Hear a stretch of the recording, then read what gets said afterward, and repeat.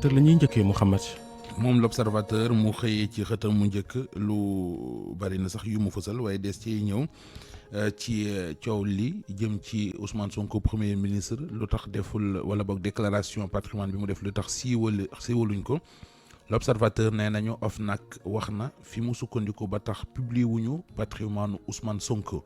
L'observateur ñëw na ak ñu nit ci gëstu yooyu def na ko benn bi mi ngi ko jëmee ci série yi ci télé yi ak liñ cay seetlu mu di jigéen yoo xam ne dañ cay sexy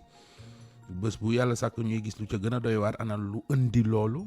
le beneen gëstu bi mu def mi ngi ko jëmale ci ñi nga xamante ne yàlla dalee na nattu ba ñoom seen jëmi bopp ñoo faat seen doom ana nuñ koy dunde. L'observateur dikk nag ñun ci wàllu tàggat yaram ak kàddu yu bàyyeekoo ci maître Augustin Senghor mooy président fédération Sénégal bu football muy xam ne Pape Thiaw est légitime moom Pape Thiaw nag intime moom jeex na ndax lii lañ ko santoon bi Aliou Cissé demee mooy mu ànd ak gune yu gunge leen ba ñu qualifié ba match qualification Coupe d'Afrique yi jeex na démb ndax Sénégal football nag Burundi match bu mujj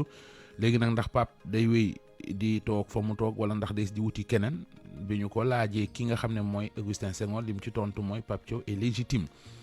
Le Quotidien ñëw ak ñun ci assemblée nationale nee na jamono ji budget bi mooy beneen projet bi waa axlu projet war a jublu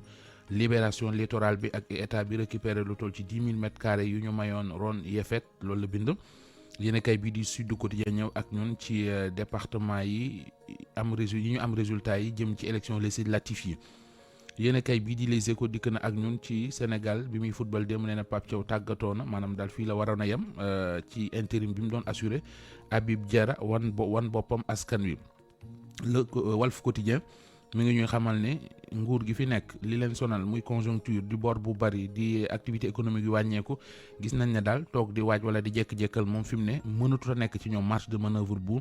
yam la ñu am. Enquête dikk ak ñun ci législatif yi nee na opposition bi seenu ñàkk a boole bokk na ci li leen sànq le public nee nañu askan wi ñoo ngi sàkku ci nguur gi fi mu nekk ñu jug job le mandat di laskon dikk ak ñun ci Amadou Ba mi ne woon chef de l'opposition ginnaaw bi ñu jugee ci présidentielle yi nee nañu statut boobu mu amoon ñàkk na ko ndax 3e la jël ci législatif yi. yéen kay bii di Vox Populi ñëw ak ñun ci liste provisoire u député yi nga xam ne fal nañu leen tey bu ñu demoon assemblée nationale nu mu war a tëddee mi ngi koy leeral Birahim Touré ci xët mu njëkku Tribune nee na li ñu bëgg mooy président buy delloo Sénégal gis-gis bu rafet bi àdduna amoon ci moom témoigné nañu Pastef def na ko gaañi ci diwaanu Ndakaaru point actu dikk ñun ci ñi nga xamante ne ji ñoo demoon jàppale ji liste Pastef ak li ñu indil Pastef ak la ñu ko xañ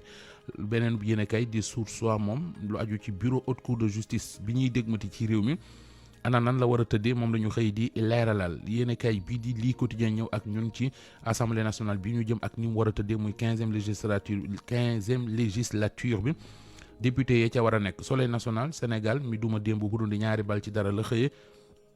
li ñu wax ne gaynde yi qualification yu ñu sóobu woon jeexal nañu ko ci anam wu rafet record di ko dëggal moom yéen kay bii di record loolu it la bind muy gaynde Sénégal yi tëj nañu qualification yi ci anam wu jekk te rafet Alaaji Babacar